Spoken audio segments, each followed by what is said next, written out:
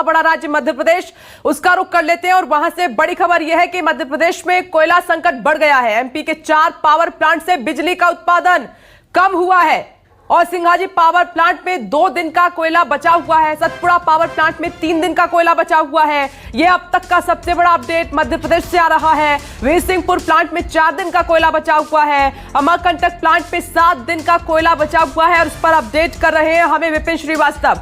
विपिन, मध्य प्रदेश में अब गहराता जा रहा है कोयला संकट। बिल्कुल विपनेश, संकट गहराता जा रहा है। ये स्थिति पहले भी थी, लेकिन आप बीते दिनों 15 दिन से हालात और भी ज्यादा बदतर हो चुके हैं। हालांकि आपको बता दूं कि इस संकट के दौर में सबसे बड़ी बात है कि जो 4 जो पावर प्लांट है जहां से कोयला, जहां से बिजली का उत्पादन होता है, उन पावर प्लांट की स्थिति हो चुकी है 2 से 3 दिन का स्टॉक बचा हुआ है। आज बात की जाए सिंघाजी हो या सतपुड़ा या फिर वीरसिंहपुर या फिर अमरकंटक, ये चारों पावर प्लांट है मध्य प्रदेश के, जहां पर मौजूदा स्थिति में करीब 2 लाख मैट्रिक टन ही कोयला बचा हुआ है। जबकि इसकी तुलना में खपत की जो देखा जाए तो स्थिति है वो रोजाना बढ़ ही रही है। 40,000 से लेकर अब 70,000 तक पहुंच चुकी चारों पावर प्लांट है। तो इस स्थिति को देखते हुए आपूर्ति को अगर समझा जाए तो 2 से 3 दिन की स्थिति बनी हुई है। सरकार को घेरने के लिए कांग्रेस लगातार सवाल कर रही है कि कमलनाथ लगातार पूछ रहे हैं कि अपडेट दे सरकार कि आखिरकार मौजूदा स्थिति में क्या है, बिजली का संकट क्या स्थिति है, कोयला को लेकर क्या तैयारी सरकार की, कमलनाथ लगातार सवाल कर रहे हैं।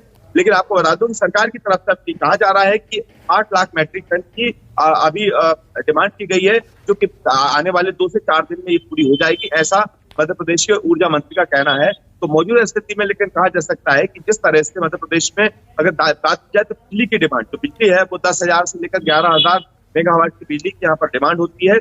लेकिन इन स्थितियों में बीते 15 दिन में भी जो हालात हैं कि कई जगह ऐसे सुनने में आया है कि बिजली की कटौती भी देखने को मिल रही है और ऐसी स्थिति में समझा जा सकता है कि कोयले के संकट के बीच तो बिजली का संकट भी आन पड़ा मध्य प्रदेश में।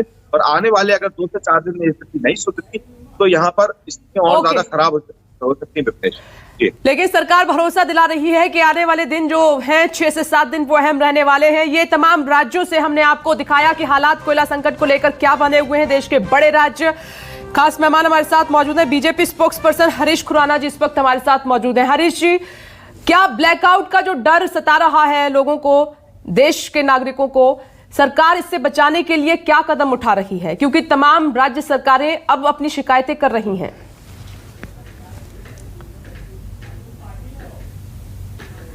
टाइम जरूर है लेकिन पैनिक वाली सिचुएशन नहीं है। और ये मैं नहीं कह रहा, ये देश के ऊर्जा मंत्री और कोयला मंत्री ने भी स्पष्ट कर दिया। दूसरी बात, हमें समझना पड़ेगा कि ये सब कुछ हुआ क्यों। ये मल्टीपल कारण है, कोई एक कारण की वजह से नहीं हुआ है। कारण जैसे कि अभी मैं सुन रहा था आपके रिपोर्टर्स की ग्राउंड रिपोर्ट, 10 राज्य ऐसे हैं जहां पे 19,900 करोड़ रुपए बकाया है और इंडिया की तरफ से तमाम बिजली कंपनियों का। तो उस वजह से सप्लाई थोड़ी सी स्लो हो गई। मानसून एक बहुत बड़ा कारण था कि वहां पानी भर गया, कई खदानों में पानी भर गया। इंपोर्ट कम हो गया क्योंकि इंटरनेशनल प्राइस जो है वो आसमान छू गए थे, इसलिए इंपोर्ट कम हो गया और जो बिजली कंपनी इंपोर्ट करती थी उन्होंने अपना इंपोर्ट रोक दिया। कुछ चीजें ऐसी हैं जैसे कि वो राजनीति के कारण भी हैं। जैसे दिल्ली के अंदर कोई समस्या नहीं है, ये मैं नहीं कह रहा, ये आंकड़े कह रहे हैं।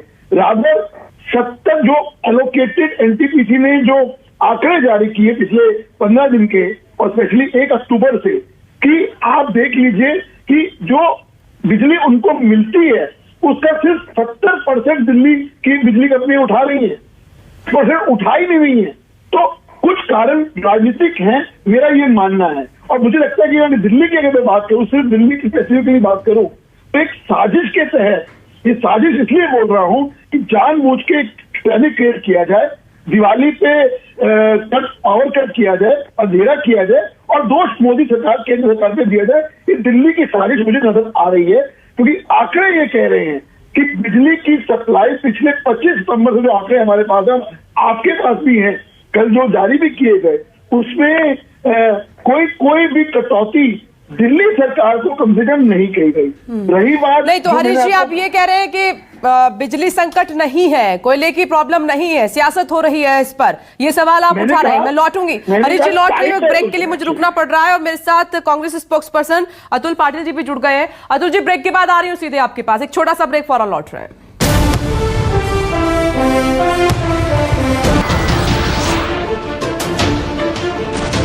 नमस्कार, मैं हूं मानक गुप्ता।